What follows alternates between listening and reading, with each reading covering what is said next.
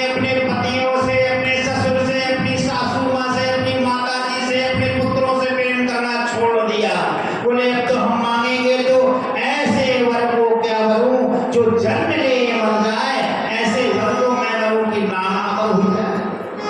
बोले आज से मैं संसार को छोड़ के मैं तो परमात्मा को मानूंगी, वही गोविंद को मानूंगी, जो गोविंद ने हमारी प्राण रक्षा की, वो साक्षात भगवान है, हमारे गोकुल में है। गोपियों ने कार्तिक मैया की उपासना की थी, कार्तिक में स्नान किया था। कल आपको गोवर्धन पूजा के पहले वृत्तांत सुनाया था। जैसम महीनम तदनं गोवर्धनम कात्यायनी महामाये महायोगिनीश्वरी।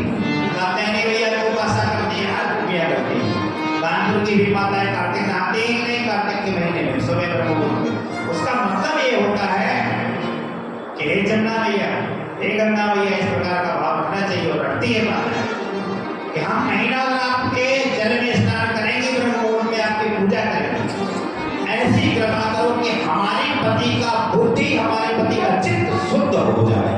और जो कन्याएं होती हैं वो वर मांगती हैं कि हे परमात्मा आपके जैसा ही हमें पति मिले, ये उनकी कामना होती है।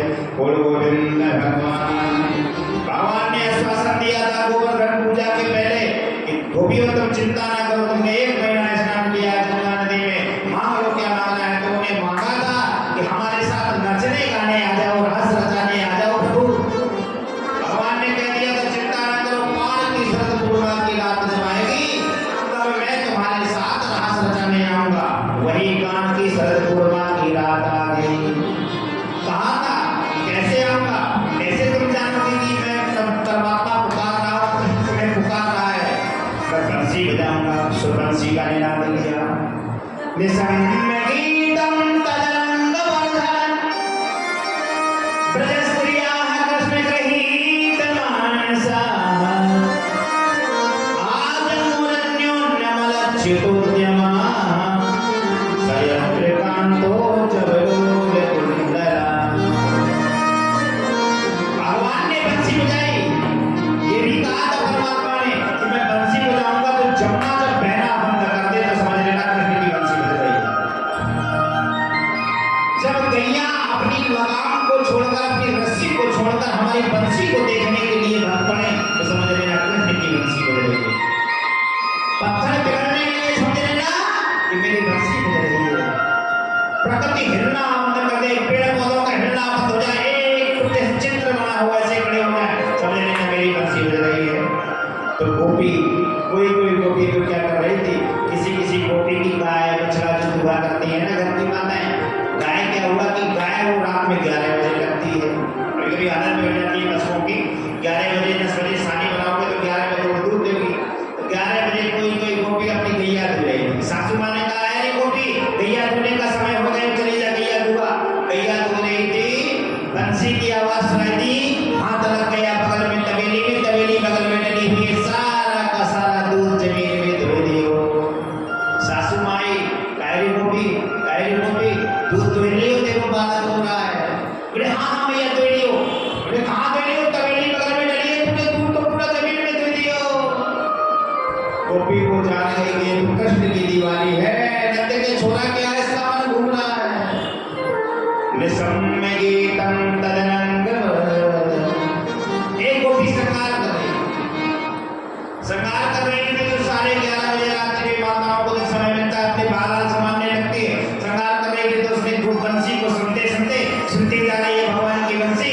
आंखों का काजल होठों में लगा लिया, होठों की लाली आंखों में लगा ली, कान की बाली को नाक में पहन लिया और नाक की बाली को कान में पहन लिया।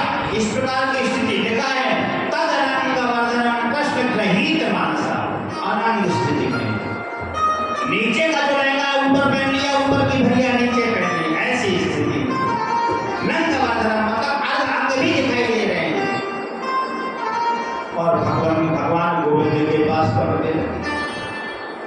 भगवान गोविंद के पास जब जाने लगी, एक गोपी तो अपने पति के बगल में लेटी हुई थी और जैसे उठकर खड़ी हुई, कन्हैया की बंसी सुनाई दी, तुरंत भागने लगी। कन्हैया पति जगह, पति ने कहा कहाँ जा रही हो? बोले कहीं नहीं। पकड़ के हाथ झप से कमरे में बंद कर दिया, ताला लगा दिया। बोले तुम नंद के छोरा के पास जा रही हो, बड़ा करतूती है छोरा। जैसे बंद कर दिया तो समस्या तो ये खड़ी हुई। आश्चर्य की बात तो तब हुई जब जब 1.25 लाख गोपियां भगवान के पास पहुंची तो सबसे पहले वो कमरे में बंद गोपी जाकर पहुंच गई। बोल कृष्ण कन्हैया। जिस गोपी को कमरे में ताला लगाकर बंद कर दिया था वो गोपी सबसे पहले पहुंच गई। तो बंद कर लो आज मुरन्यो निर्मलाचितो सयात कांतो जगलोल कुंडला घनश्याम तेरी बंसी पागल कर जाती है। घनश्याम तेरी बंसी पागल कर जाती है। घनश्याम तेरी बंसी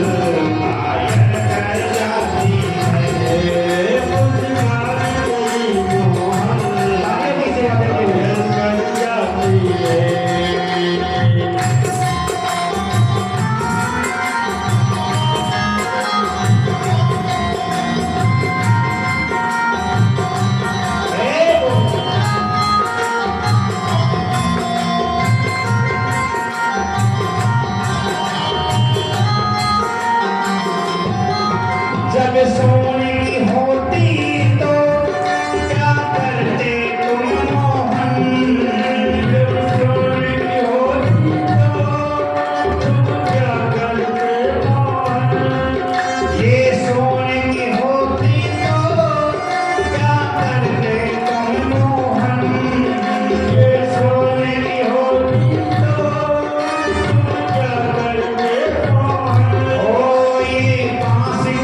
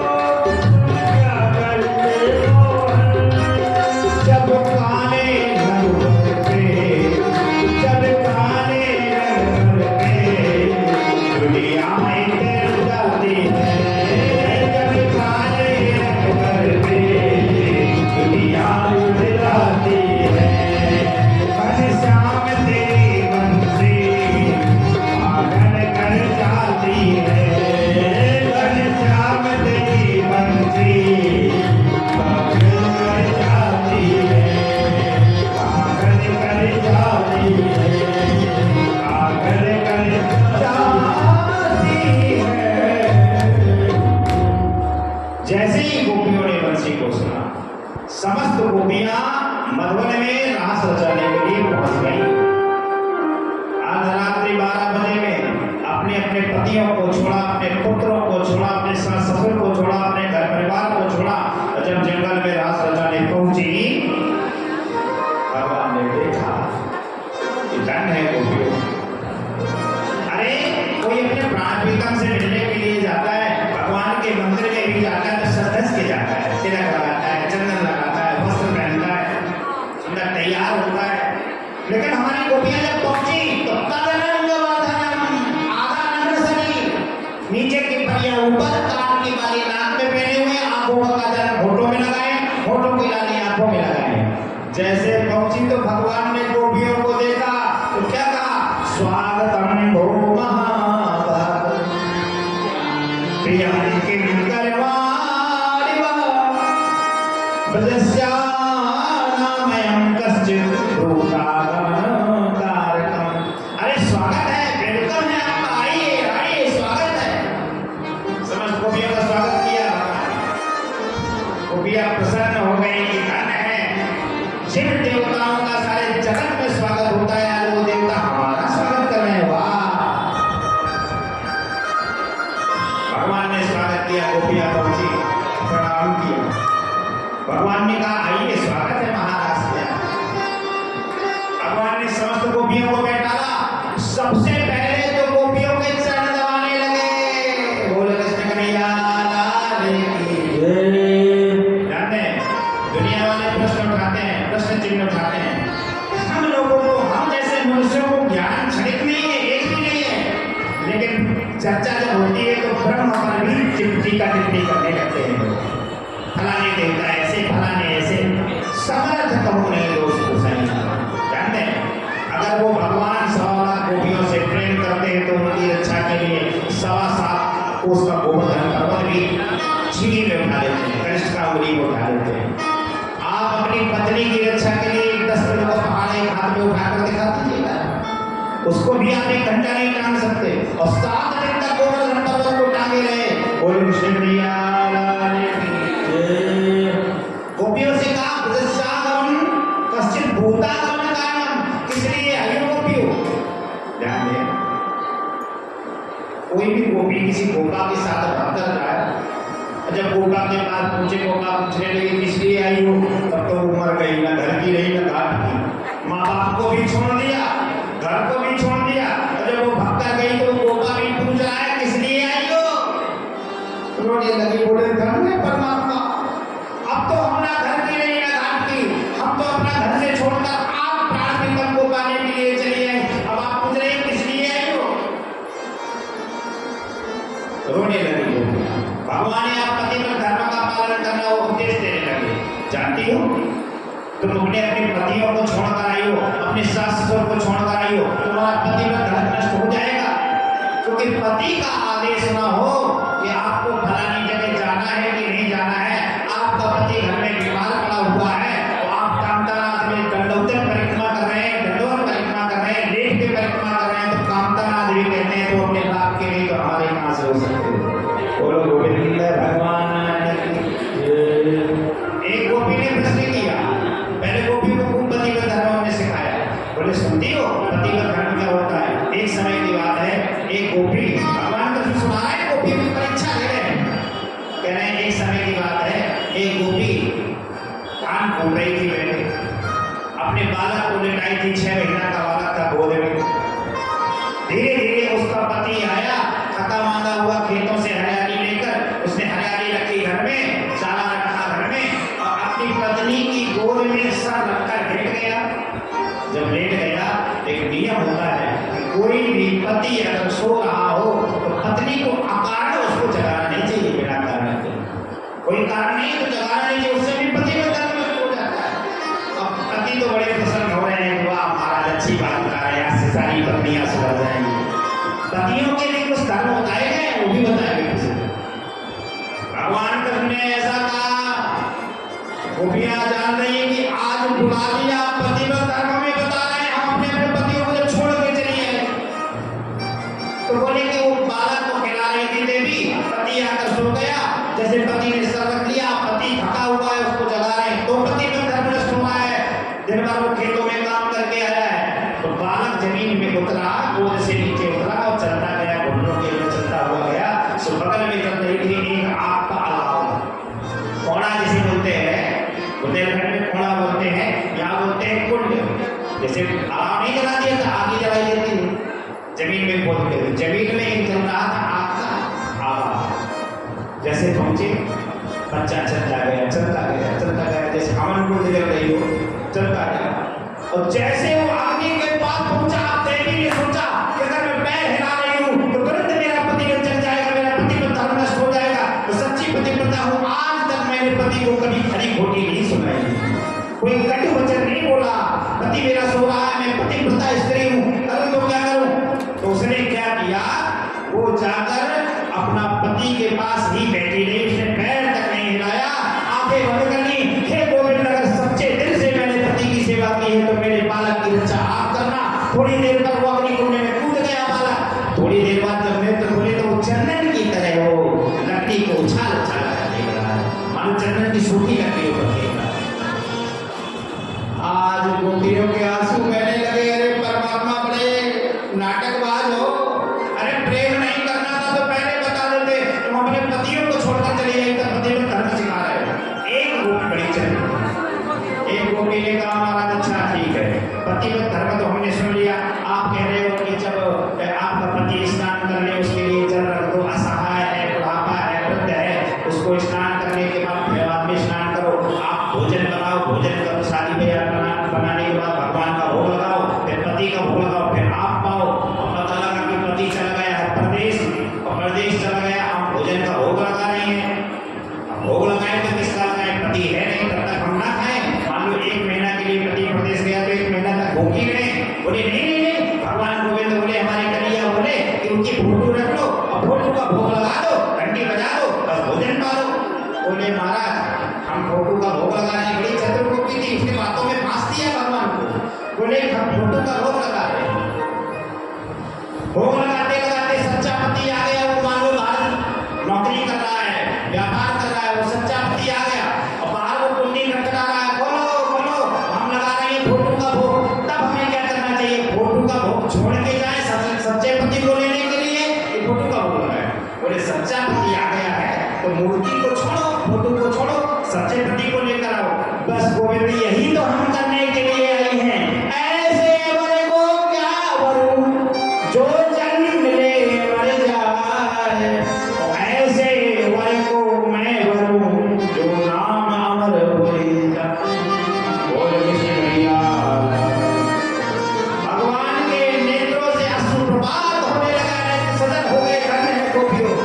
भगवान ने गोपियों के चरणों को गोपियों के चरण दबाए, चरणों को जैसे दबाया, किसी किसी गोपी के 50-50 कांटे लगे हुए पैरों में, कांटों को निकाला, मुख से निकाला, किसी के हाथों से निकाला, चरणों को दबाया, गुदनारे गोटे, गजरा हुआ, श्रृंगार किया, वस्त्रों को ठीक किया, फिर इसके बाद नृत्य करने लगे। मेरे मोहन मुझे रास आ रहा है, तेरे दर पे सर झुकाया, मुझे रास आ रहा है, तेरे दर पे सर झुकाया, मुझे रास आ रहा है, तेरे दर पे सर झुकाया, मुझे रास आ रहा है, तेरे दर पे सर झुकाया, मुझे रास आ रहा है, तेरे दर पे सर झुकाया। तुझे मिल गई पुजारी, मुझे मिल गया किरण, तुझे मिल गई पुजारी, मिल गया किरण। सभी लोग ताली बजाते हो।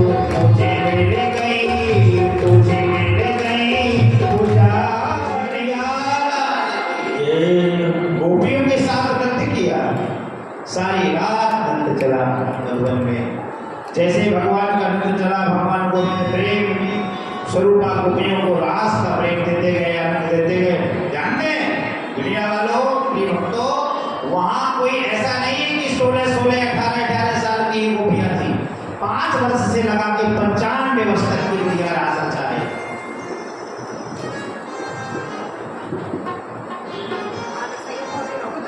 हमारे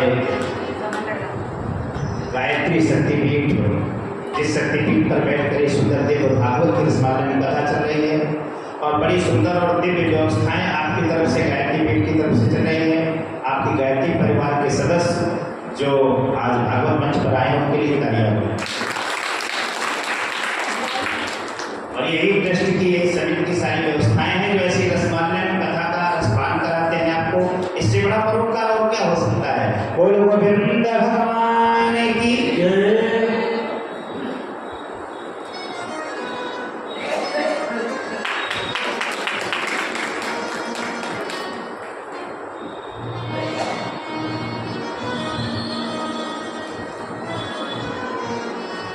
दिव्य सर्टिफिकेट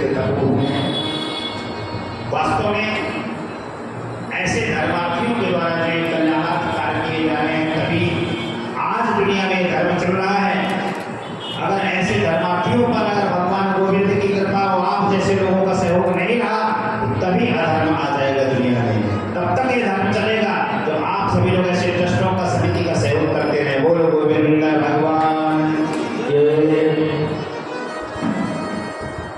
गोविंदम श्री रास बिहारी कृष्ण मुरारी गोपाल राजमेशम घोर रूपा घोर सवारी से। भागवत का पंच प्राण हो रहा है, 5 प्राण है भगवान के। तो रासधारी जब कथा होती है भगवान गोविंद की तो सब लोग ताली बजाते हुए 5 मिनट के लिए खड़े होते हैं। सभी लोग खड़े होइए क्योंकि सब ही नचावत राम गुसाई, सारे देवता नचे इस रात में। चारों तरफ ताली बजाते हुए घूम रहा है। रास नचो है, रास नचो है, यमुना के किनारे देखो रास नचो। चारों तरफ घूमते गए। मैं तो नाचूंगी तेरे दरबार रसिया, तेरी बंसी पे जाओ बलिहार रसिया, तेरी बंसी पे जाऊं बलिहार रसिया। मैं तो नाचूंगी तेरे दरबार रसिया, मैं तो नाचूंगी तेरे दरबार रसिया। ओढ़ के आई मैं तो लाल चुनरिया, ओढ़ के आई मैं तो लाल चुनरिया, ओढ़ के आई मैं तो लाल चुनरिया, ओढ़ के आई मैं तो लाल चुनरिया। सज सज आए हो प्यारी गुजरिया, सज सज आए हो प्यारी गुजरिया। आई करने को मैं मनिहार रसिया, आई करने को मैं मनिहार रसिया। मैं तो नाचूंगी तेरे दरबार रसिया, मैं तो नाचूंगी तेरे दरबार रसिया। मैं तो नाच के मैं आई हूँ अकेली, बड़े गोप की नहीं नवेली, बड़े गोप की नहीं सवेली। आई करने को मैं मनिहार रसिया, आई करने को मैं मनिहार रसिया।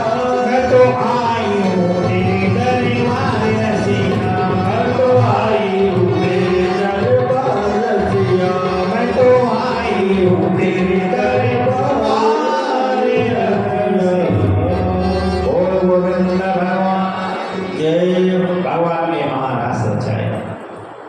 जब महारास किया तो समस्त देवताओं की देवियां गोपियां बनकर आई।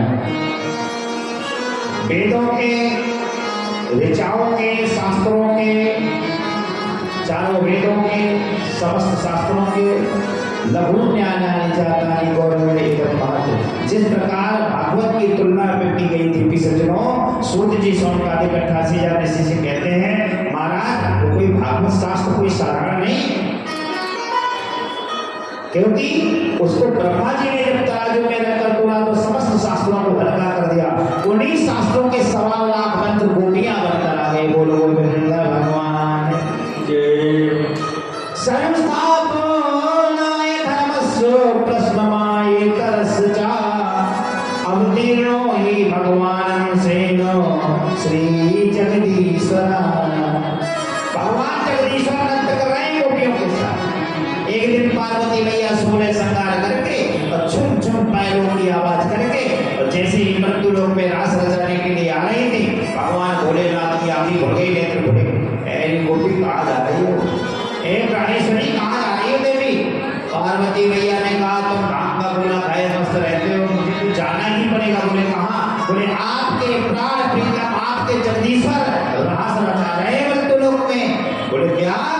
मेरे पर्वत का रास रचा रहे हैं, नच रहे हैं, नृत्य कर रहे हैं। बोले हाँ, नचने गाने आए हैं। बोले आपको भी चलना है? बोले मैं भी चलूंगा, मैं भी चलूंगा। अगर मेरा दीनानाथ नृत्य कर रहा है तो मैं देखने क्यों नहीं चलूंगा? बोले लेकिन एक समस्या है। बोले क्या? बोले हमारे भगवान जब रास रचाते हैं ना तो वहाँ आदेश है कि गोपियां ही जाएंगी, गोपा नहीं जाएंगे। किसी गोपा को आदेश नहीं हुआ जाने का। बोले अरे तो क्या हुआ, कौन जानने वाला है, कोई चले जाएंगे, गोपी का वेश बना लेंगे। बोले गोपी का वेश तो बना लोगे, लेकिन जो पहरेदार खड़ा है ना द्वारपाल, जो द्वारे में जो गेट कीपर खड़े हैं वो भी गोपी है, वो भी स्त्रियां हैं, गोपियां हैं, तब कैसे जाओगी? भगवान भोलेनाथ ने कहा तब तुम ही बताओ कैसे जाएंगे।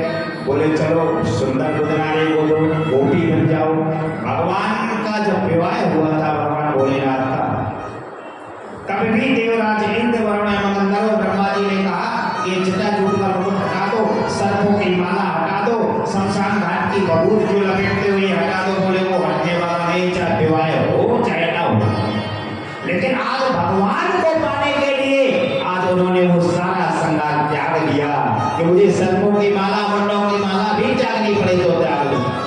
भोलेनाथ बाबा ने कभी नहीं त्यागा। भगवान भोलेनाथ का श्रृंगार किया गया। उतराने को किसने? पार्वती मैया ने लाली लगाई, महावर लगाई, महावर पैरों में लगाई, हाथों में मेहंदी रचाई, मेहंदी रचाने के बाद श्रृंगार किया, हार पहनाया, गुलूबंद पहनाया, पिछुआ पहनाया, बाजूबंद पहनाया, अंगूठी पहनाई, सारा श्रृंगार किया गया, बेदी पहनाई। लेकिन समस्या खड़ी हो गई कि सब तो पहन लिया, लेकिन अब साड़ी कैसे पहने? क्यों? जो साड़ियां पहनती है माताएं उनकी लंबाई होती है ज्यादा 6 फुट, 6.5 फुट, अरे ज्यादा से ज्यादा 7 फुट। लेकिन भगवान भोलेनाथ बाबा तो है 12 फीट के लंबे। अब 12 फीट में साड़ी पहने तो कैसे पहने? तो एक हरे रंग की साड़ी को नीचे लपेट दिया, पूरी साड़ी वही समा गई। अब समस्या खड़ी हो गई कि एक साड़ी में इनके घुटना नहीं ढके, घुटने तक पूरी साड़ी समा गई। तो दूसरी साड़ी में गांठ बांधी, लाल रंग की साड़ी, और तीसरी सफेद रंग की साड़ी, केसरिया झंडा बन गया। बोल गोविंद भगवान की जय। मानो तिरंगा झंडा लहराते हुए चले जा रहे हैं। साड़ी पहनाई गई, अब वो तो सब हो गया, श्रृंगार तो हो गया। अब समस्या हो गई कि स्त्रियां कैसे चलती हैं? गज कामिनी की चाल धीरे धीरे, जिस प्रकार हथनी नहीं चलती धीरे धीरे, लेकिन पुरुष कैसे चलता है? जैसे घोड़ा चलता है, जल्दी जल्दी। अब जब जाने लगे तो पार्वती मैया ने कहा कि हमारे पीछे पीछे आना, हम आगे आगे जाएंगे, नहीं बात बिगड़ जाएगी। पार्वती मैया ने पीछे कर लिया, भोलेनाथ बाबा पीछे हो गए, पार्वती मैया आगे आगे चलने लगी। चली ही जा रहे थे, थोड़ी देर में देखा तो भोलेनाथ बाबा 4 किलोमीटर आगे। बोले ठहर जाओ, पीछे चलना है आपको। अब पतियों को जाए चलना, वो तो पत्नियों से ज्यादा तेज चलने वाले होते हैं। बोल के सिकड़िया चलते गए भी सजनों, जैसे ही पहुंचे मधुबन में भगवान गोविंद की छटा देखने के लिए, भगवान की किरीट मुकुट लगाए हुए, मोर मुकुट लगाए हुए, कस्तूरी तिलक लगाए हुए, घुंघराले केस, कमल नयन, श्याम वर्ण परमात्मा वेणुनाद कर रहे हैं, बंसी बजा रहे हैं। भगवान भोलेनाथ ने देखा तो साड़ी के अंदर से नेत्रों से आंसू बहने लगे। उन्हें परमात्मा इस लीला को मैं नहीं जानता था कि मुझे देखकर साक्षात्कार होगा, आपका मैं साक्षात्कार देख पाऊंगा। मैंने आपकी बंसी तो कभी सुनी ही नहीं। भगवान भोलेनाथ पहुंचे, गोपियों ने कहा कहां से आई हो देवी? पार्वती मैया बोले वही देवी है, उनके पास आइडेंटिटी कार्ड है। तो उन्होंने परिचय पत्र दिखाया, देख लो नित्य रास में आती है। जैसे कोई विद्यार्थी विद्यालय में पढ़ता है, आइडेंटिटी कार्ड उसके पास में होता है, दिखाया जाइए आपका प्रवेश हो गया। पूछा कहां से? बोले शिवलोक से आई है, कैलाशपुर से। बोले अच्छा चलेगी। अब भोलेनाथ बाबा से कहा आइडेंटिटी कार्ड दिखाओ। भोलेनाथ बाबा बोले आइडेंटिटी कार्ड तो हमारी नहीं है। बोले हे भगवान, ये तो गोपी है कि गोपा? यहाँ तो सारी गोपियां आती है रास रचाने के लिए, तो हो कौन? बोले हम कैलाश पर्वत से गोपी आई हुई है, हम कैलाश पर्वत की गोपी है। बोले कैलाश पर्वत से तो एक ही गोपी आती है पार्वती, वो अंदर चली गई। बच्चे पूछ ही रहे थे, भोलेनाथ बाबा से कह दिया था पार्वती मैया ने कि घूंघट अपना 1.5 हाथ नीचे रखना, कहीं दाढ़ी न दिख जाए आपके, दाढ़ी लटक रही है। 1.5 हाथ तक बार-बार घूंघट खींच रहे हैं। भोलेनाथ बाबा की दाढ़ी को जैसे परमात्मा कृष्ण ने देखा, गोपियों से कहा आने दो, आने दो, वो सारे जगत के मालिक है, सारे जगत के स्वामी है, आने दो। जैसे भोलेनाथ भगवान पहुंचे, एक दिन भोले भंडारी बन करके ब्रजनारी गोकुल में आ गए हैं, गोकुल में आ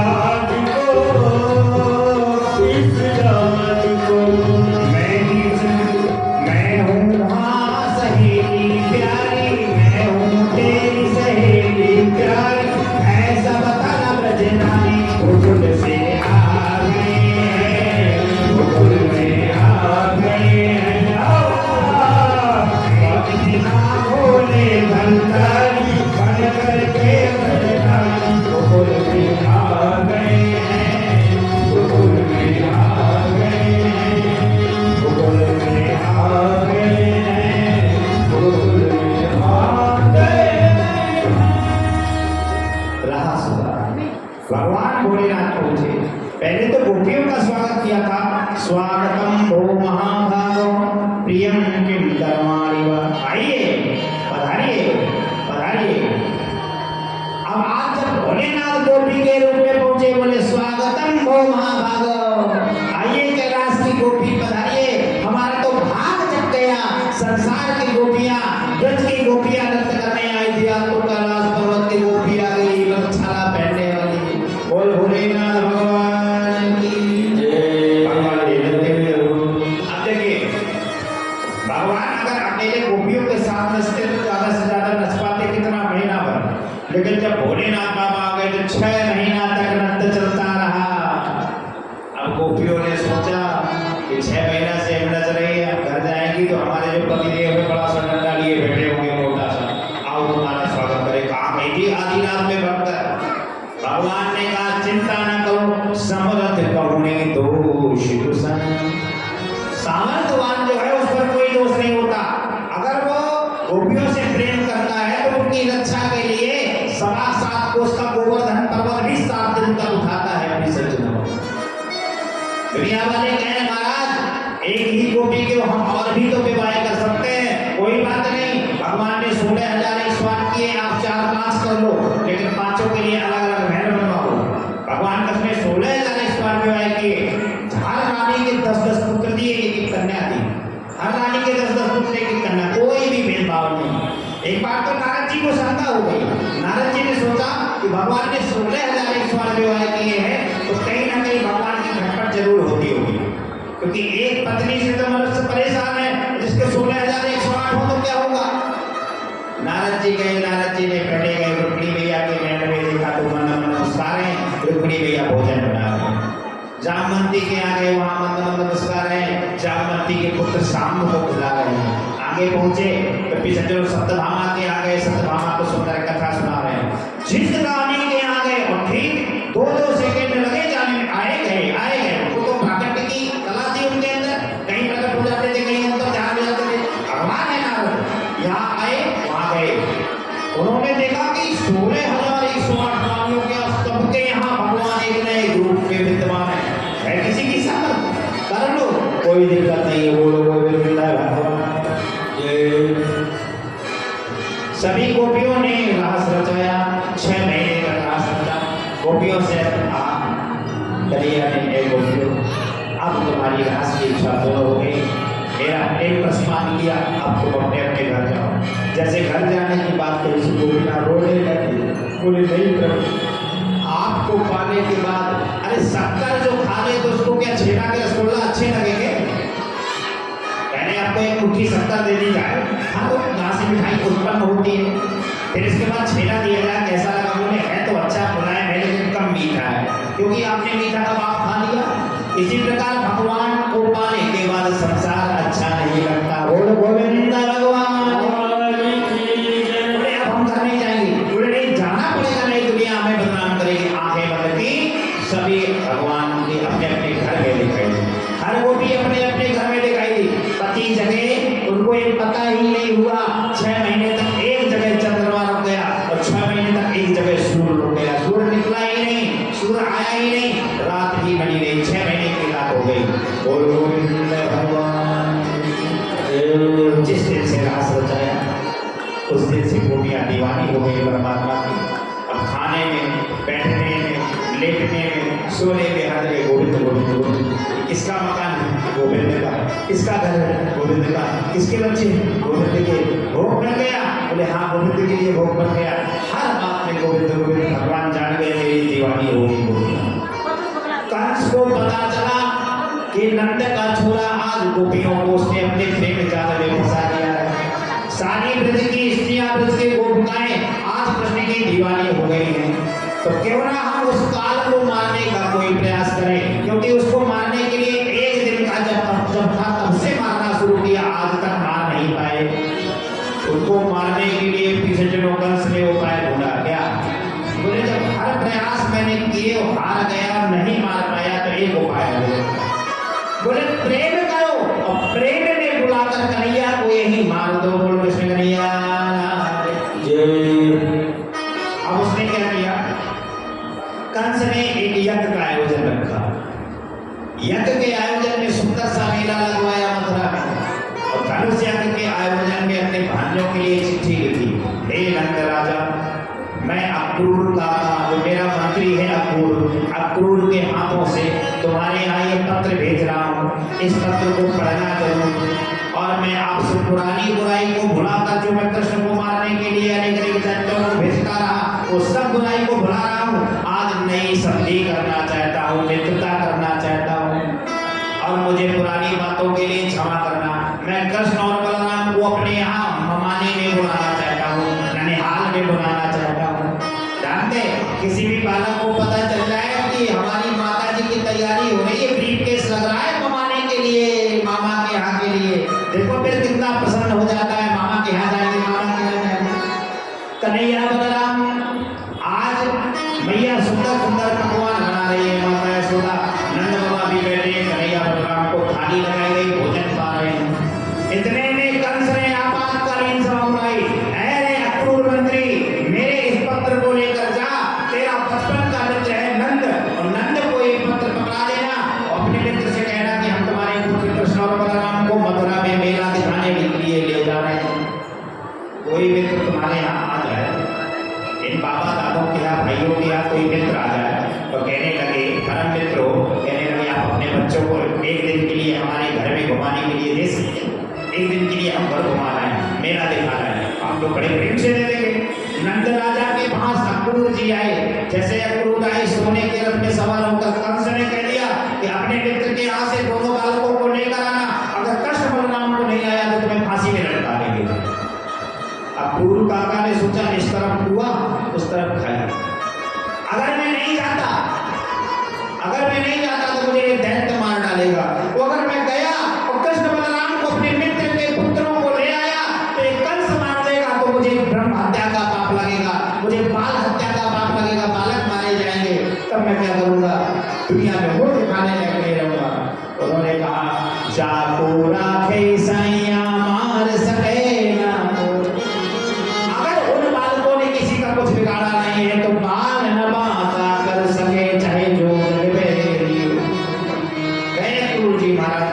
अहो विधाता न क्वचित दया संयोज मैत्र्या करेण देहिनां तस्यागतार्थं विन्पातकं विकीर्तं देवका चेष्टितं तथा। गोपियों को पता चल गया कि कन्हैया के यहाँ कोई मेहमान आए, अक्रूर काका आए। जैसे आए तो तुरंत उन्होंने देखा कि सोने का रथ घोड़ों से जुटा हुआ आया है। जब बाहर देखा तो नंद राजा ने कहा, अरे अक्रूर आइए, अरे बचपन के मित्र आए हैं, अरे अक्रूर काका आए हैं। अरे करिए बोला, देखो हमारे अक्रूर काका आए, हमारे बचपन के फ्रेंड मित्र है। जैसे मित्र की बात कही तो कन्हैया और बलराम आए, बोले प्रणाम करो। आजकल तो अगर घर में कोई मेहमान आता है तो बच्चे एक दिन होता है, बोलो गोविंद भगवान, ये भी कोई सम्मान होता है? हाथ हिला दिया भाई। अमेरिका के हो क्या, भारत देश में रहते हैं हम लोग, भारत की संस्कृति और यहाँ की परंपरा अलग है। जब कृष्ण और बलराम पास में आए तो अक्रूर काका को तुरंत कहा, नंद बाबा ने प्रणाम करो। तो कैसे प्रणाम किया? साष्टांग प्रणाम किया। ये होता है प्रणाम और सम्मान करने का तरीका। साष्टांग सब जमीन में लौट गए, दंडवत माने डंडा की तरह गिर गए। अक्रूर काका ने उठाया और गोद में बैठा लिया, तो जैसे गोद में बैठाना तो रोने लगे। रोए क्यों? क्योंकि पता था कि कितने शिष्ट और संस्कारी बालक हैं। देखो तो मुझे कैसे काका काका कहते प्रणाम कर रहे, लेट के जमीन में साष्टांग। और थोड़ी देर में मैं अपने मित्र के पुत्रों को लेकर जाऊंगा, वही कंस दैत्य मार देगा। आंखों से आंसू बहने लगे। जैसे तैसे उन्होंने अपना अंगोछा उठाया, आंखों को पोंछा, आंसुओं को पोंछा। नंद बाबा ने कहा, अरे अक्रूर, तेरे तो बड़े ठाड़ हैं, मैं तो ग्वाला हूँ, ग्वाला, मैं तो गोकुल में रहता हूँ, वृंदावन में रहता हूँ, गैया चराने वाला ग्वाला हूँ, तेरे तो बड़े ठाड़ हैं। तू ना कंस का सैनिक है ना, कंस का मंत्री है? तो बोले, हाँ मंत्री तो हूँ। बोले, कैसे आदमी होगा? अक्रूर का तरीका बताऊंगा। ध्यान में एक दिन मेहमान को जाए, बड़ा स्वागत करेंगे। पहले दिन जब मेहमान आता है बहुत स्वागत होगा, और दूसरे दिन रुक जाए तुम्हारा दर रोटी के काम चला लेना। तीसरे दिन और रुक जाए तुम्हारा एक गिलास दूध ले लो, बस सीता रहा कौन भोजन बनाए। पहले दिन रुके दिव्य स्वागत, दूसरे दिन अक्रूर जी महाराज रुके तो भी थोड़ा थोड़ा स्वागत, तीसरे दिन रुके तो भी स्वागत हुआ, लेकिन स्वागत में कमी होती गई और तीसरे दिन पूछ ही दिया जाता है किस लिए आए हो। तो 3 दिन के लिए कोई मेहमान डेरा डाल ले किसी के घर में, किस लिए आए हो। अक्रूर काका ने कहा अरे नंद तुम बचपन के मित्र हो, तेरे कृष्ण और बलराम को तेरे पुत्रों को कंस के यहाँ मेला दिखाने के लिए जा रहे हैं। कंस ने पत्र भेजा है, जैसे पत्र को पढ़ा, हे बचपन के मित्र नंद, हम तुम्हारे मित्र अक्रूर को तुम्हारे पुत्र कृष्ण और बलराम को लेने के लिए भेज रहे हैं। तुम ये मत मानना कि पहले कंस के सैनिक एक दिन का प्रश्न था, उसके मारने के लिए पूतना आई, अघासुर आया, बकासुर आया, तृणावर्त आया, अनेक अनेक सैनिक मारने आए। अब हम वो सब बुराई भूलकर नई मित्रता करना चाहते हैं। नंद बाबा के आंखों से आंसू बहने लगे, इस सब सुंदर मोह प्राण की नाई। वही स्थिति जो विश्वामित्र महामुनि ने राजा दशरथ जी के सामने रख दी थी, इस सब सुंदर मोह प्राण की नाई, लेकिन कृष्ण देख नहीं बनत गुस्सा। सब सुंदर मुझे प्यारे हैं, लेकिन ये राम और कृष्ण मैं नहीं दे सकता। अच्छा ध्यान दें, जब राम ही हमारे सामने से चला जाए तभी तो दुनिया वाले उठा लेते हैं उल्टी चारपाई, कहते हैं राम नाम सत्य है, राम नाम सत्य है। जब राम ही निकल के चला गया तो शरीर की क्या कीमत रहती है, कुछ नहीं। जब तक राम रूपी परमात्मा रहता है वो तत्व रहता है, वो जीवात्मा रहती है, तभी तक मनुष्य जीवित रहता है, तभी तक इस शरीर की कीमत है। अच्छा ध्यान दें, जब मनुष्य के प्राण चले जाते हैं तो दुनिया वाले घर वाले रोते हैं, भगवान देखो तो कितने सुंदर थे, कितने सुंदर हाथ पांव, कितने अच्छे थे, लंबा डील-डॉल था, 12 फुट के लंबे थे, 6 फुट के लंबे थे, कितना काम करते थे, कितना कमाते थे। तो जिसके लिए रो रहे हो वो तो आज भी बैठे हैं, नहीं बैठे तो लेटे हैं। वही पुरुष नित्य रात में सोता है 6 घंटा 7 घंटा, तब आप नहीं रोते, लेकिन आज सो गया तो आप रो रहे हैं। लेकिन किससे प्रेम करते हैं? बोले हम अपने बाबा से प्रेम करते हैं, तो बाबा तो आज भी है। तो बोले बाबा आज भी है, उससे प्रेम करते हो, बाबा पे है। बोले किससे प्रेम करते हो? बोले बाबा के जीव से प्रेम करते हैं। तो बोले जीव को देखा कभी? जो बाबा के अंदर से चला गया उसको तो हमने कभी देखा नहीं, जिसको देखा नहीं उसी के लिए रो रहे हैं। मेरे सज्जनों, शरीर तो आज भी रखा है। बोलो गोविंद भगवान की सारे सुत मोहि प्राण की, सब सुत मोहि प्राण की। ओ राम प्रीत नहीं बनत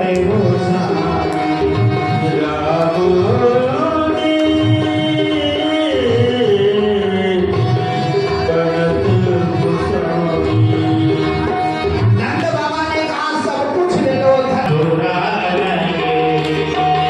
चलन लगे,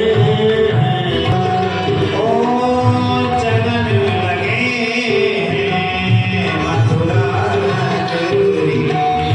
चलन लगे, बीच बहे जमुना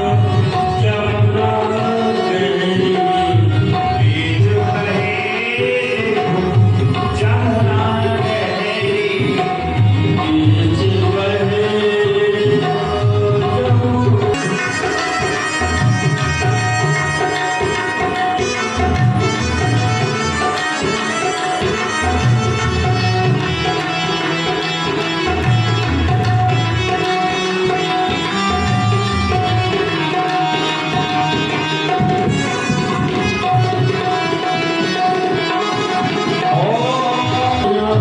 काना चले ताता थे, जो मित्र हमारे साथ बचपन में खेला है, वो मित्र माता यशोदा के यहाँ पालन पोषण हुआ, आज मैया को छोड़ मैया सीता मन सुखारी, सकुने प्रेम के भोग लगाए, सबने प्रेम के भोग। ग्वाला रो रहे हैं कि हमने साथ में माखन चुराया, साथ में गैया चराई, को छोड़ के जा रहे हैं। आज तुझे छोड़ के चले जाएंगे हम कहाँ रहेगा। अब चोरी करना सिखा दिया, हम किसके बलबूते चोरी करेंगे, किसके हाथों से बाका लगाएंगे। कृष्ण और बलराम ने कह दिया चलो तुम भी चलो। सीता माँ सुधा घना प्रजा सब तैयार हो गई। राधा ब्याई ललिता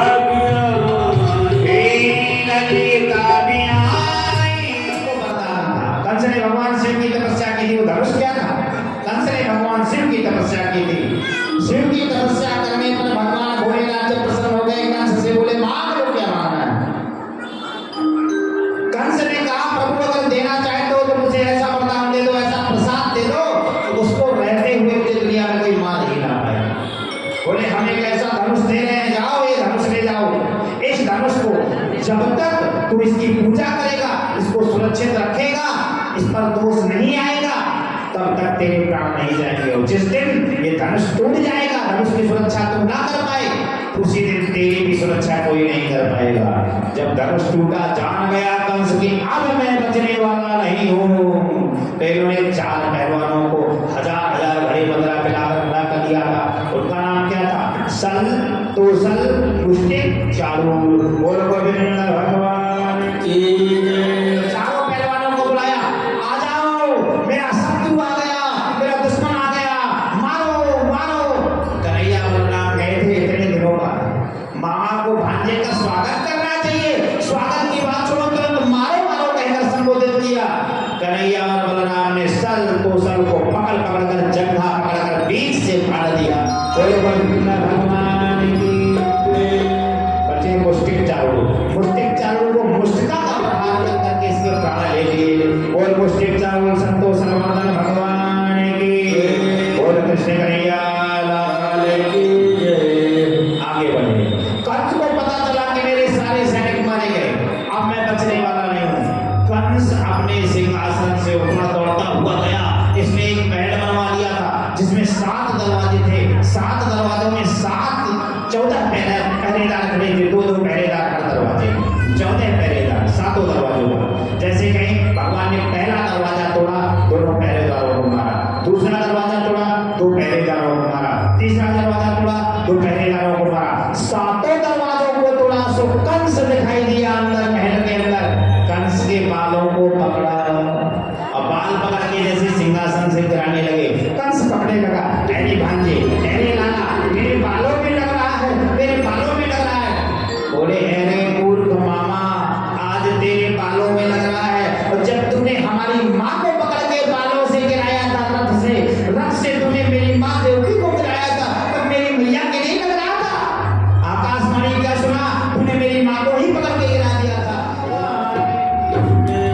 मथुरा की जितनी भी गोपियां बैठी, सारी गोपियों ने सोचा ये तो दुदुबुए बालक है, छोटे से कन्हैया है, इनको कंस कहीं मार ना दे, कंस इतना कठोर है, कई 1000 हाथियों का बल रखता है। तो जागी रही भावना जैसी प्रभु मूरत देखी, जिसकी जो भावना थी वैसे ही कृष्ण दिखाई दिए। जिसने सोचा था कितने सुंदर है तो सुंदर दिखाई दिए, जिसने सोचा कि कंस को मारने के लिए तो बड़ा पहलवान होना चाहिए, सब पहलवान दिखाई दिए। और कृष्ण कन्हैया कंस के 3 मुष्टिका मारी, पहली मुष्टिका, दूसरी मुष्टिका और तीसरी मुष्टिका कंस मर्दन भगवान की। कंस के बाल चले गए। और कृष्ण कन्हैया लाल की।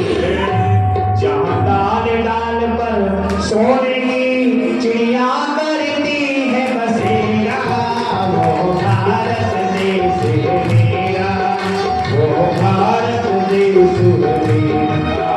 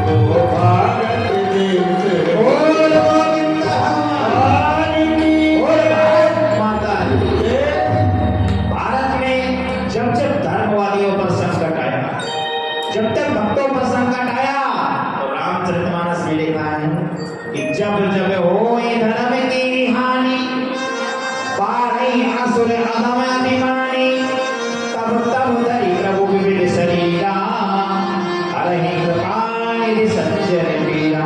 भगवान कोई न कोई अवतार धारण करके आए। कृष्ण का अवतार इसी वजह से धारण किया कि हम कंस जैसे महापापियों का उद्धार कर सके। बोलो गोविंद भगवान अरण्य मुक्तां विष्णु मुक्ता प्रेम संगता, भावासा एव शांतात्मा बुधै प्रेमाने गत्यते। आज मैया देव की कारागार पर बंधी हुई डली है। कंस को मारा, कंस को मारने के बाद अंदर गए तो मैया देव की और बसदेव कारागार पर डले। कन्हैया गए, कन्हैया को बसदेव जी ने जान लिया, मेरा लाला आ गया, मेरा लाला आ गया। लेकिन लाला तो आ गया, लाला से प्रेम करने के लिए जाए कैसे, क्योंकि हथकड़ी बिगड़ी है, हथकड़ी बेड़ी में डले हुए, अंधे कुएं में डले हैं। देखा, लाला ने तुरंत हथकड़ी बेड़ी से मुक्त किया। यहाँ प्रश्न कर देते हैं सुखदेव जी महाराज से नगर परिचय। बोले महाराज, जब भगवान गए देवकी और वसुदेव की हथकड़ी बेड़ी ले ली तो मुक्त करने के लिए भगवान ने अपने हाथों का उपयोग किया। बोले नहीं, भगवान जब जाते हैं विसर्जनों तो मनुष्य के जीवन का बंधन टूट जाता है। हथकड़ी बेड़ी किस काम से? हथकड़ी बेड़ी कहाँ लगती है? जैसे प्रभु गए, प्रभु ने अपनी दृष्टि डाली, हथकड़ी बेड़ी खुल गई। हथकड़ी बेड़ी का बंधन तो टूट ही गया, जीवन का बंधन भी टूट गया, आशीर्वाद मिल गया। देवकी वसुदेव को छोड़ा, देवकी मैया ने हृदय से लगा लिया। वसुदेव जी ने बताया यही तुम्हारा पुत्र है, तुम सो रही थी और मैं रात ही रात गोकुल में लेटा आया था। माता यशोदा ने पाल पोस के बड़ा किया है। तुरंत देवकी मैया ने बड़े से हाथ फैलाए, बोले उस मैया को मैं प्रणाम करती हूँ जिसने इतना बड़ा मेरा लाला खिला पिला के कर दिया। आज माता देवकी ने गोद में बैठाया, पूछा कि हमारे नाना जी कहाँ है? हमारे नाना जी मामा जी के पिता नहीं दिखाई दे रहे। भैया ने कहा वो भी कारागार में लगे। नाना उग्रसेन को भी कारागार से बंधन मुक्त किया और नाना उग्रसेन का राज तिलक कर दिया। कंस मारा गया, अब वहां का राजा कौन हो मथुरा का? तो किसको? नाना उग्रसेन को राजा बना दिया। धीरे धीरे समय आया, एक दिन बीता, 2 दिन बीता। मैया ने जब बाजरे की रोटी बनाई, भैया ने पुआ पकौड़ी बनाई, माखन मिश्री बनाई। एक दिन तो मेरा कन्हैया आज मुश्किल में, तो आज मुझे प्रेम मिला है अपने लाला का।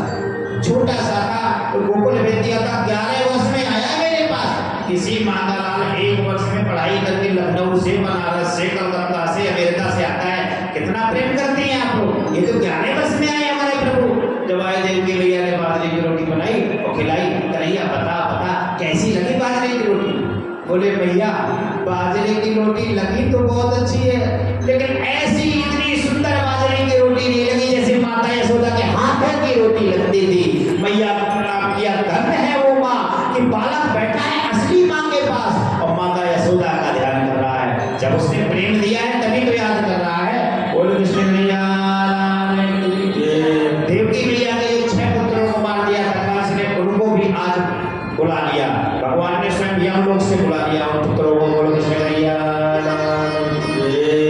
आगे बढ़े, नाना उग्रसेन का जब रात तिलक हो गया, एक दिन भगवान कन्हैया अपनी अट्टालिकाओं पर, राजमहल की अटालियों पर चढ़े थे और अट्टालियों पर चढ़कर रो रहे थे, बैठे रो रहे थे। भगवान बंसी बजाने वाले प्रभु आज रो रहे हैं। उद्धव जी महाराज का आगमन हो गया। उद्धव जी महाराज ने कहा, हे प्रभु, जिस परमात्मा के दर्शन करने के बाद दुनिया का दुख मिट जाता है, दुनिया रोना बंद कर देती है, आज परमात्मा खुद रो रहा है, किसकी याद में रो रहे हो? भगवान ने कहा, मोहि ब्रज बिसरत नाही, मोहि ब्रज बिसरत नाही, उद्धव मोहि ब्रज बिसरत नाही, भूलो श्यामा गैया, नाही भूलो श्यामा गैया, प्रेम की प्यार बनाही, उद्धव मोहि ब्रज बिसरत नाही, उद्धव मोहि ब्रज बिसरत नाही।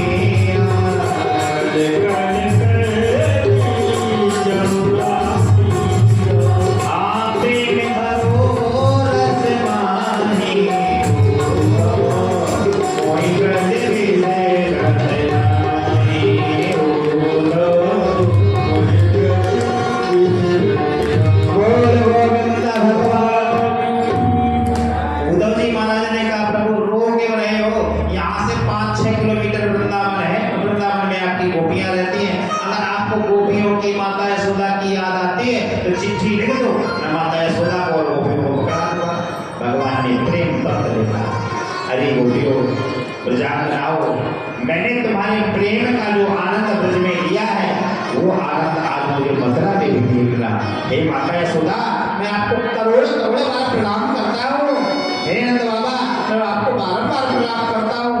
जो प्रेम आपके यहाँ मुझे मिला है गोकुल में और वृंदावन में, वो प्रेम मुझे मथुरा में भी नहीं मिल रहा। पत्र को लेकर भेजा, गोपियों को ये भी कह दिया, हे गोपियों, तुम चिंता न करना, अपने शरीर को सुरक्षित रखना, मैं आपसे मिलने एक ना एक दिन जरूर आऊंगा, अपना वादा नहीं भूलूंगा। चिट्ठी को लेकर उड़ो जी गए, उड़ो चलते गए, चलते गए, चलते गए। और जैसे पहुंचे वृंदावन के बाहर तो इन्होंने क्या देखा कि नंद भवन के सामने से एक नहर बह रही है। क्या नहर? जैसे आपके पनकी में नहर बह रही है ना, नहर, ऐसा सुंदर सा बड़ा सा नाला नहर रूप में परवड़ते थे। जब नहर को देखा तो जान गए कि कोई अपने दरवाजे से नहर बनाता है क्या? अरे नहर नाले इत्यादि होते हैं तो मकान के पीछे होंगे, अगल बगल होंगे, लेकिन सामने से थोड़ी। उद्धव जी महाराज ने कहा क्या नाला क्यों बह रहा है सुंदर, ये पानी क्यों बह रहा है सुंदर जल, इसका कारण क्या है? और ऐसा बह रहा है नहर किसी ने खोद दी हो। आगे गए, इन्होंने क्या देखा कि नंद बाबा घर सवा 9 लाख गांव में सवा 9 लाख गाय कष्ट की याद में एक साथ रो रही थी।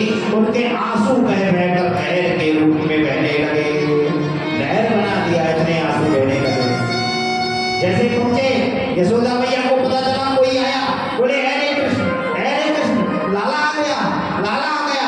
उद्धव जी महाराज अंदर कर गए, बोले भैया मेरा नाम उद्धव है, मैं आपका लाला नहीं हूँ। मैं आपके पति की गुणगान गा रहा हूँ, गुणों को गा रहा हूँ। बोले इनका जो पति होगा वो ब्रज का वाला होगा। बोले क्या वाला होगा? बोले होगा तो राजा अपने हाथ में। बोले रहन सहन की बात करो तो चोरों का सरदार होगा। बोले क्या चोरों का सरदार? ऐसे डाकू के साथ, चोर के साथ हम अपनी पुत्री का विवाह करें? हर सवा 9 लाख गौएं होंगी। जैसे 9 लाख गौओं को सुना तो जान गए कि हमारी पुत्री खानदानी होगी कि नहीं, खानदानी होगा हमारा दामाद कि नहीं, अच्छे कुल का होगा कि नहीं। बोले कुल की बात हाथ जोड़कर बैठ गई राजा। बीच वक्त से बोले क्या अपनी बेटी क्या कोई नरक से आई है, स्वर्ग लोक से आई है? आज बंदे सारे देवता बंधन करने के लिए आए हैं। ब्रह्मलोक के देवता भी यहाँ प्रणाम करने आए थे। हमारे कन्या का जन्म हुआ था, क्या नरक में ढकेलना चाहते हो? नहीं नहीं, कहा कि हम उसका विवाह ऐसे दूल्हे के साथ में। जैसे ही बात चली गई थी, थोड़ी देर में कह दिया कि जाती रही भावना जैसी, जाती रही भावना जैसी, ओ प्रभु मूरत देखी तैसी, प्रभु मूरत देखी, ओ जाती रही भावना जैसी। चिंता न करो, अगर आप चाहोगे कि सुंदरता में सारी दुनिया का सबसे सुंदर हो मेरा दूल्हा दामाद, तो सबसे सुंदर दूल्हा बन जाएगा। जाती नहीं भावना जैसी, प्रभु मूरत देखी दिन तैसी। भैया प्रसन्न हुए तो बोले सुंदर बन जाएगा, इसका मतलब भगवान होगा क्या? बोले जी हाँ, भगवान ही होगा, वो नारायण ही होगा। रुक्मिणी भैया जैसे जैसे वही हुई, राजा भीष्मक ने अपने पुत्र रुक्मांगद से कहा, रुक्मांगद तेरी बहन विवाह के योग हो गई है, उसके लिए सुंदर वर की तलाश कर। रुक्मांगद ने सोचा कि जब अपनी बहन के लिए वर देखना है, दूल्हा देखना है, तो क्यों ना मैं अपने मित्र के साथ अपनी बहन का विवाह कर दूं। उस मित्र का नाम क्या था? शिशुपाल, जो चंदेली गांव का राजा था, महाराष्ट्र का रहने वाला था। उसी शिशुपाल को कह दिया कि शिशुपाल भैया लगन पत्र भेजी कि आप इस स्थित बारात लेकर आ जाइए, लग्न मुहूर्त हमने सोच दिया है। लगन पत्रिका भेजी गई, बारात आने लगी और बारात की तैयारी चली गई। तब बारात स्कॉर्पियो फॉर्च्यूनर में तो चलती नहीं थी, न इतनी सुपर फास्ट चलने वाली गाड़ियां थी। धीरे धीरे बैलगाड़ी में जब चली, रथ पर सवार होकर बारात ने वहां से चलना शुरू किया। यहाँ क्या हुआ? हर कुल की परंपरा होती है कि मंडप के दिन गौरी गणेश का पूजन कराया जाता है। कन्या से कराते हैं कि नहीं? मंडप के नीचे गौरी गणेश का पूजन कराते हैं पंडित जी। गौरी गणेश का पूजन करने के लिए माता रुक्मिणी गई अपने बगीचा में, गौरी जी का पूजन करने गई। याद आया कि मुझे दैत्य शिशुपाल जो कंस का मित्र है वो मुझे विवाह करने के लिए आ रहा है। मैं तो भगवान कृष्ण को चाहती हूँ। जब मैं छोटी सी कन्या थी, 5 वर्ष की बालिका, तब नारद ऋषि ने कृष्ण के गुणों को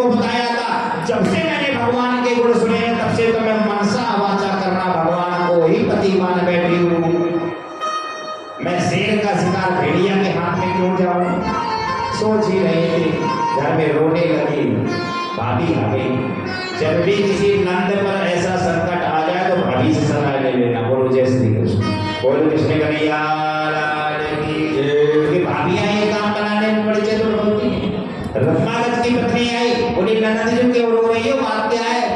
राजा भीष्म की जो पुत्री थी रुक्मिणी मैया ने कहा, भाभी भाभी मैं तो कृष्ण को चाहती हूँ, मैंने मन में कृष्ण को बसा रखा है, लेकिन आज मुझे शिशुपाल के साथ में विवाह किया जा रहा है, मैं नहीं जाऊंगी वहाँ। भाभी ने कहा चिंता न करो, हमारे महलों में जो पंडित जी आते हैं पूजा पाठ कराने बड़े चतुर हैं। पंडित जी हर काम बनाने में चतुर होते हैं। पंडित जी को बुलाया, बोले पंडित जी को बुला रहे हैं, पत्र लिखवाते हैं। पत्र मैं लिखवाऊंगी बोल बोल के, और पत्र लेकर पंडित जी जाएंगे। यहाँ पंडित जी ने डाकिया का काम किया, पोस्टमैन का काम किया। लिया पत्र, लिखा, हे द्वारकाधीश आपके चरणों में प्रणाम। हे प्रभु, मैं राजा भीष्म की पुत्री रुक्मिणी सुरता गुणान भुवन सुंदर संगतांते निर्विश्य करने विवरये हरतोद ज्ञापम हरतोद तापम रूपम दशादशत मखिलात लाभम त्वय्यच्युतां विसर्जितृम पत्रयन्ते। मैंने आपके गुणों को नारद से सुना है, आप साक्षात भगवान हैं। जब गोपियों को संकट आ गया था तो आपने एक कनिष्ठ का उंगली से 7 कोस का पहाड़ उठा लिया था। मैं आपको पत्र लिख रही हूँ, हे स्वामी तीनों लोगों के मालिक, जिस दिन से नारद जी से मैंने आपके गुणों को सुना है उस दिन से मैं आपकी दीवानी हो गई हूँ, लेकिन मेरा विवाह तो शिशुपाल के साथ में किया जा रहा है। अगर मैं गौरी मंदिर पूजन के लिए जाने वाली हूँ, मैं तीसरे दिन मंडप के 3 दिन विवाह के 3 दिन पहले गौरी पूजन करने आऊंगी फलानी फलानी तिथि में, और पूजन करने आई तो 3 बार घंटा बजाऊंगी, टन टन टन। अगर आप तीसरे बार घंटे की आवाज सुनकर नहीं आए तो मैं वहीं योगाग्नि द्वारा अपने शरीर को भस्म कर दूंगी। कन्हैया लाल के पास पहुंचे द्वारका में पंडित जी, रथ में सब पंडित जी पहुंचे रथ पर सवार होकर, उनका रथ तो एक तरफ खड़ा है। पंडित जी गए, पंडित जी ने द्वारपालों से कहा कि बता दो कि द्वारका से एक पंडित जी आए हुए, पुण्यपुर से एक पंडित जी आए हैं द्वारका।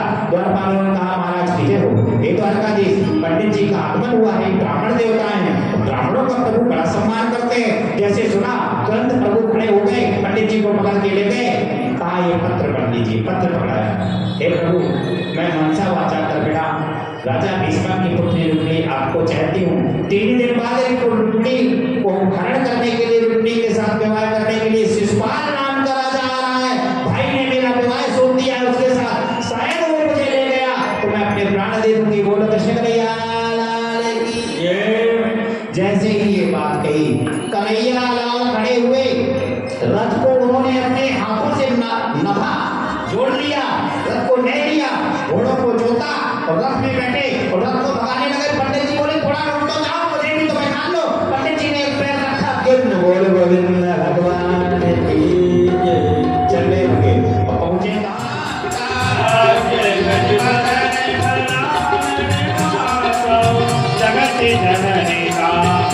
दुर्गा मैया का।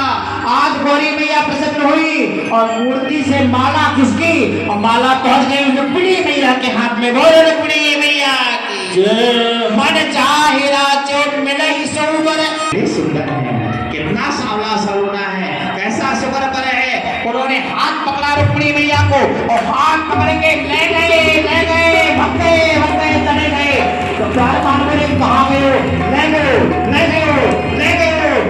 थोड़ा तेजी से जाओ, दौड़ते हुए जाओ, दौड़ते हुए नहीं, कल्याणपुर की पुलिस आ जाएगी। बोल द्वारकाधीश भगवान की।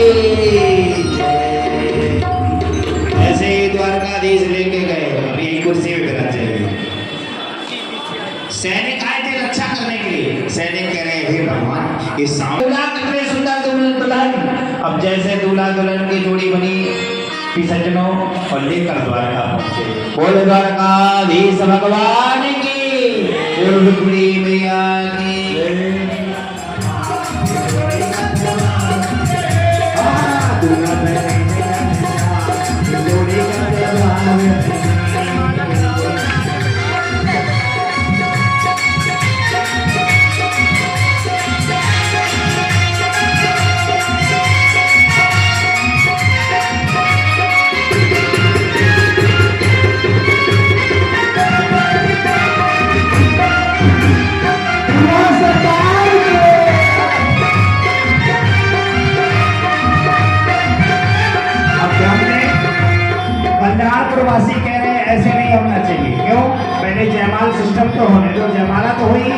खड़े हो जाइए।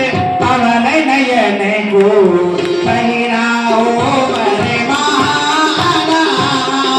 पहिराओ वरमाला।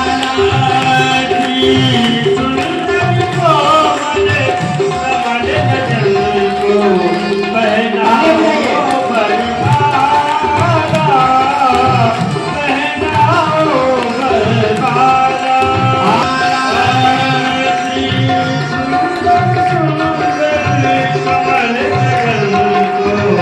पहिराओ वरमाला।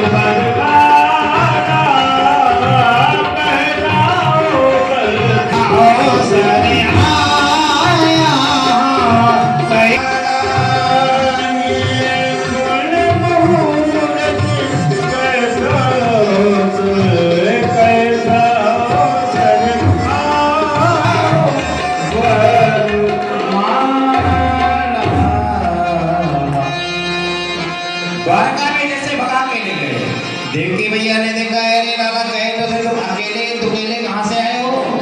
बोले माता रानी, आपको बुढ़ापो आए गए हो, तो बुढ़ापे में आपके रोटी बनाने की कोई व्यवस्था थी नहीं, बुढ़ापा आपका आ गया था, हाथ कपने लगे थे, हमने देखा एक सुंदर बहू की जरूरत थी, बताइए कभी अंदर नहीं जाती।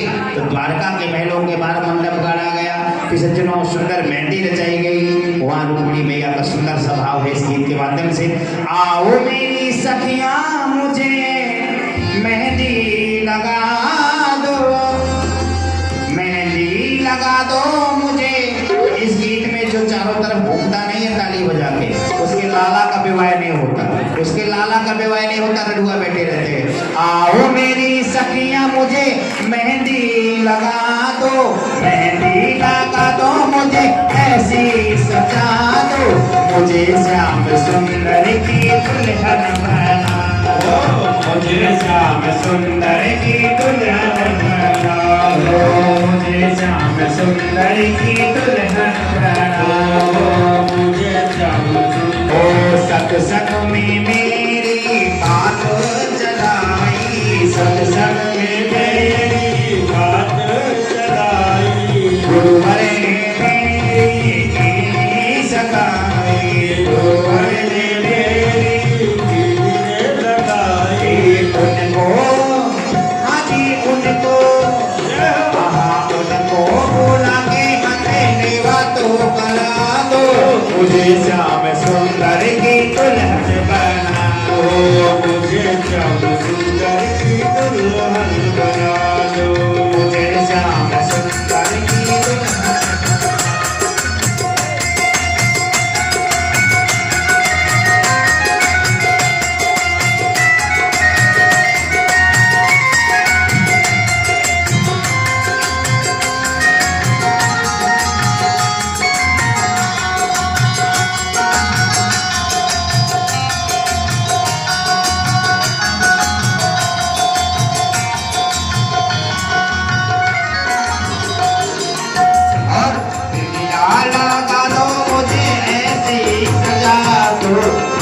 श्याम सुंदर की दुल्हन बना दो, मुझे श्याम सुंदर की दुल्हन बना दो, मुझे श्याम सुंदर की दुल्हन बना दो, मुझे श्याम सुंदर की दुल्हन बना दो। भक्ति का सुरमा मैं आँख में लगाऊंगी, भक्ति का सुरमा मैं आँख में लगाऊंगी, दुनिया से नाता तोड़ श्याम की हो जाऊंगी, दुनिया से नाता तोड़ श्याम की हो जाऊंगी, भक्ति आँख में लगाऊंगी, दुनिया से नाता तोड़ श्याम की हो जाऊंगी, दुनिया से नाता लिया कुंडे की सखिया, मोरे श्याम तुझे कहने लगिया, कुंडे की सखिया, मोरे श्याम तुझे कहने लगिया, कुंडे की सखिया। हमारे बड़े बड़े बलवान इनको जाने सकल जहान, ठाकुर इनके करो बखान, इन्हें पूतना सी मारी तेरी कुंडे ने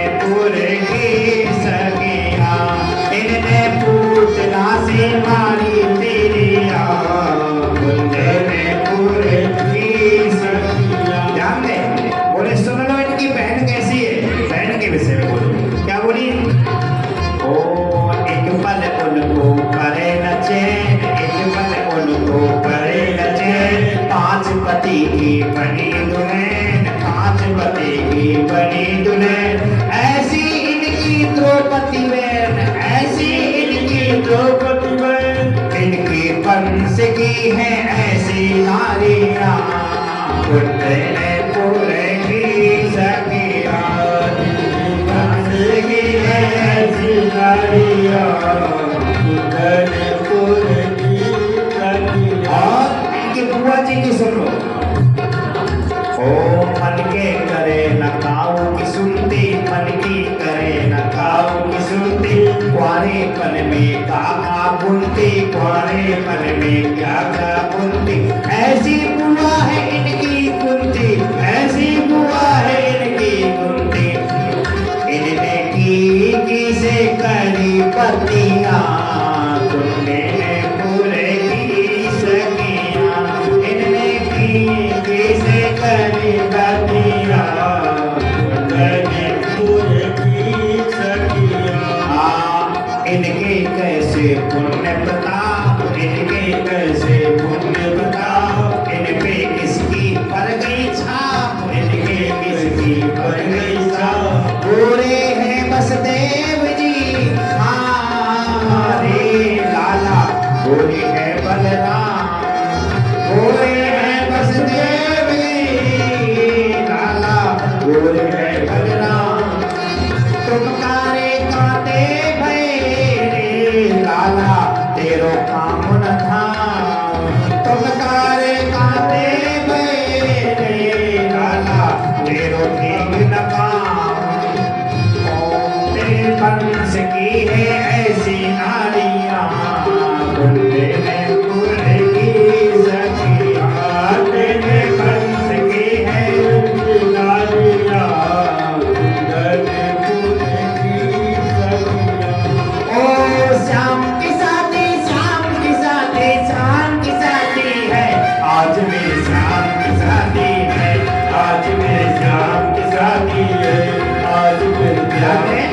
ऐसे ही होती है का शादी, बड़े दुखी खड़े लोग, शादी है तो शादी, ऐसे नहीं ताली उठाकर आंख उठाकर ताली बजाते हुए, श्याम की शादी, श्याम की शादी, श्याम की शादी है, आज मेरे श्याम की शादी है, आज मेरे श्याम की शादी है, आज मेरे श्याम की शादी है, ओ श्याम की शादी, श्याम की शादी, श्याम की शादी है, आज मेरे श्याम की शादी है, आज मेरे श्याम की शादी है, आज मेरे श्याम की शादी है। ओ ऐसा लगता है सारे संसार की शादी है, आज मेरे श्याम की शादी है, आज मेरे श्याम की शादी है। दूल्हा बने आए मोहन, दूल्हा बने आए मोहन, रुक्मिणी बन गई जोगन, रुक्मिणी बन गई जोगन, दूल्हा बने आए जोगन, दूल्हा बने आए मोहन, रुक्मिणी बन गई दुल्हन, रुक्मिणी बन गई दुल्हन। ओ ऐसा लगता है सारे ब्रह्मांड की शादी है, आज मेरे श्याम की शादी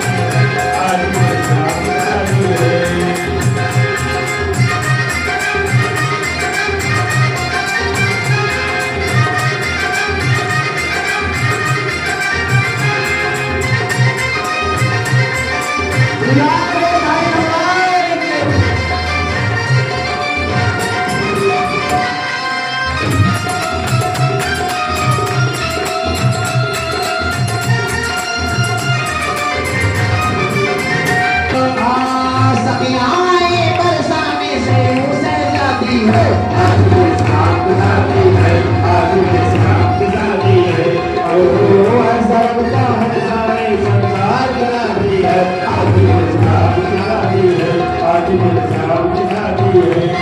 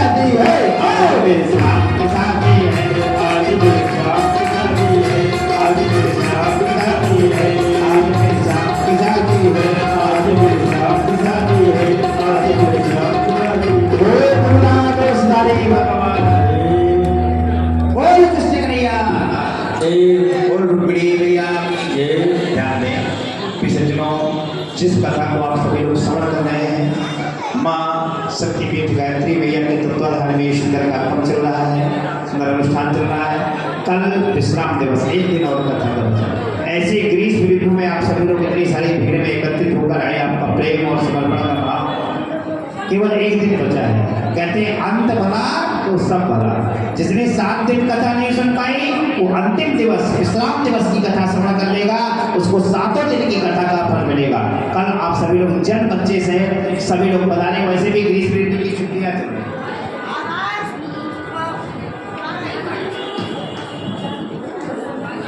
हमारे पारेक्षक जी के नाना जी हैं और बड़ी ही मेहनत के साथ परिश्रम के साथ आपने व्यवस्था देखी, बहुत सेवा की है, बहुत बहुत साधुवाद। ताली बजा दीजिए। बोलो गोविंद भगवान की। मेरा एक चैनल है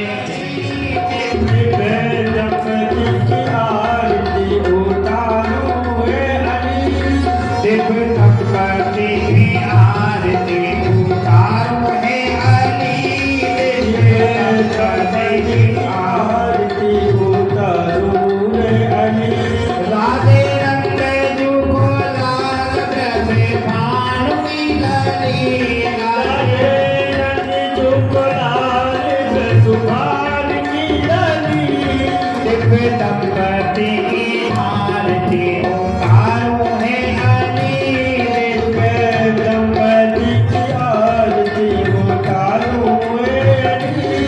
पटनक मणि चंद्रिका की उज्ज्वल प्रभा, पटनक मणि चंद्रिका की उज्ज्वल प्रभा। नील पीत कटी पटे रहे मन को लोभा, नील पीत कटी पटे रहे मन को लोभा। कटी कांचनी की शोभा अति लागत भरी, कटी कांचनी की शोभा अति। दंपति की आरती उतारो है अली, दंपति की आरती उतारो है अली। नाभि रुचि रे गंभीर मानो भावन करे, नाभि रुचि रे गंभीर मानो भावन करे। ओरे कौस्तुभ सी वत्स रघुपद उभरे, ओरे कौस्तुभ सी वत्स रघुपद उभरे। वरे माला गोरे राजे कप कंठ करे से,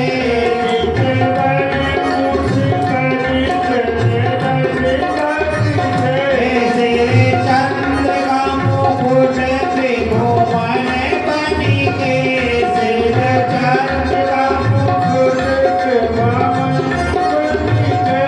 अंग दिव्य भूषण कनक मणि के, अंग अंग दिव्य भूषण कनक की।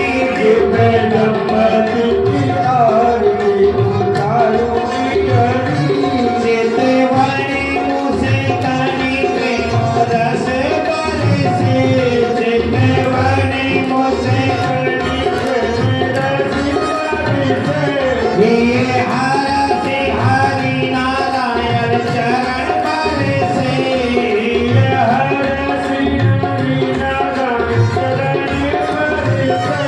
जय जय जय जय सूर्य बरसे देवता सुमन अंजलि, जय जय जय जय सूर्य बरसे देवता सुमन अंजलि। दिव्य दंपति की आरती उतारो है अली, दिव्य दंपति की आरती उतारो